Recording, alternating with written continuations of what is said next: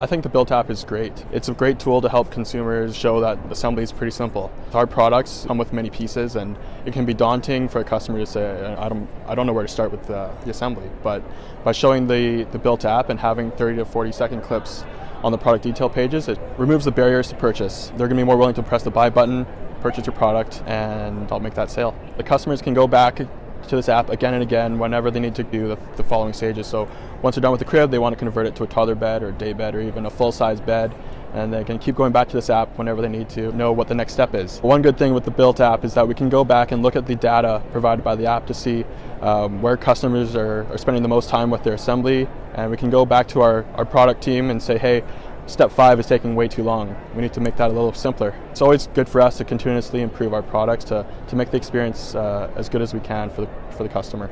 Right now it's on the Storkcraft Pacific 4-in-1 convertible crib and the Storkcraft Caribou bunk bed, but we're looking at expanding that to our full product line right now. We've seen great success. We're looking forward to the great things that we can do with BILT together.